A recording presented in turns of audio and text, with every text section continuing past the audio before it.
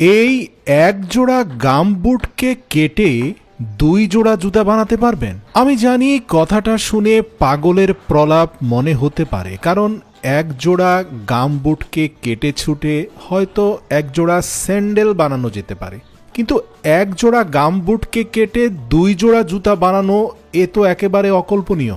কিন্তু এই মাজিদ মুচি, তার ক্রিয়েটিভিটি এবং সৃজনশীলতা আর প্রজ্ঞা এত বেশি, সে এই অসম্ভব কাজকে সম্ভব করতে পারে। দেখতে পাচ্ছেন শুরুতেই লম্বা গামবোটের নিম্ন অংশে একটা কালো রঙের সাইন পেন দিয়ে দাগ কেটে ধারালো ব্লেড দিয়ে কেটে দুটি প্রান্ত আলাদা করে ফেললো। কাটার পরে উপরি অংশকে সরিয়ে ফেলার পরে এখন কিন্তু এটাকে চপলের মতো দেখাচ্ছে, মানে গামবোটটা একটা চপলে রূপান্তরিত হয়ে গেছে। কিন্তু প্রশ্ন হচ্ছে, এক জোড়া চপল তো এক জোড়া জুতা হিসেবেই ধরা যায়, কিন্তু কথা ছিল 2 জোড়া জুতা বানাবে, তাহলে সেটা কি করে সম্ভব? আসুন এবার মাজিদের খেলা দেখুন। চপলটাকে সুন্দর করে স্মুথলি কেটে সেটাকে ব্যবহার উপযোগী করে ফেললো। এখন কিন্তু বর্ষার সিজনে এই চপল পরে খুব সুন্দরে হাঁটা যাবে। গামবোট লিক হয়ে গেলে আপনারা চাইলে কিন্তু সেই গামবোটকে কেটে এরকম চপল বানিয়েও আরো দীর্ঘদিন ব্যবহার করতে পারেন। তো এবার আসুন, উপরের যে প্লাস্টিকের শীটটা রয়েছে সেটার এক প্রান্তকে কেটে এটাকে সমান্তরাল করা হলো।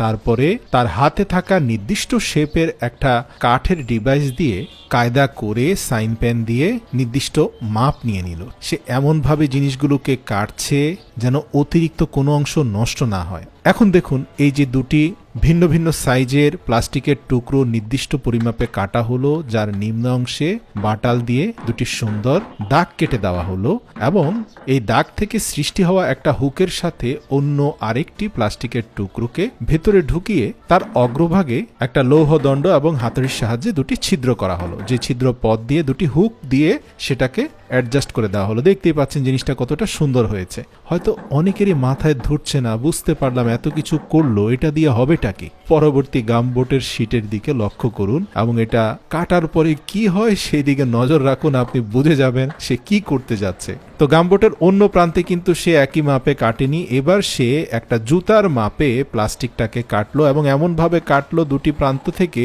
যেন দেখতে দুটি একই রকম দেখায়। এরপরে কাটছাট করে সেটাকে যতটা সম্ভব ছোট করা হলো। পরবর্তী ধাপে আমরা দেখতে পেলাম যে একটা রঙের ব্রাশের অগ্রভাগটাকে একটু কেটে সেখানে বেশ উন্নত মানের শু রিপেয়ারিং আঠা দিয়ে সেটাকে আঠাযুক্ত করে দেওয়া হলো।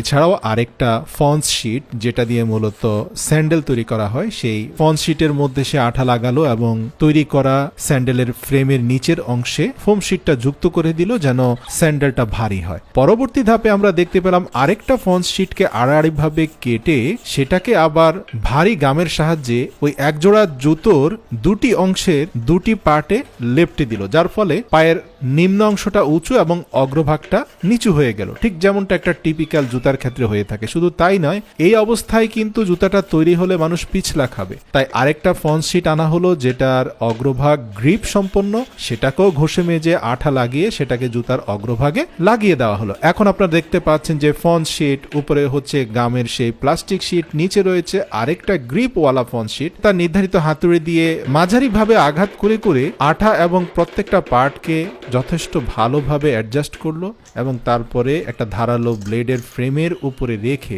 কত চমৎকারভাবে নির্ধারিত শেপে পুরো জয়নিং জুতোটাকে কেটে নির্দিষ্ট সাইজে নিয়ে আসলো। প্রিয় দর্শক, তার কাটিং স্কিলটা দেখুন। ঠিক যেখানে যেখানে সাইন পেনের রং গিয়েছে তার কাটিংটা এক্স্যাক্টলি সেভাবে গিয়েছে, মনে হচ্ছে যেন একটা রোবট এই কাটিংটা করছে।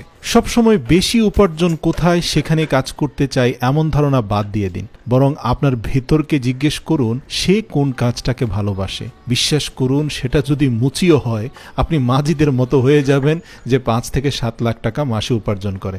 ভাবতে পারেন কিভাবে?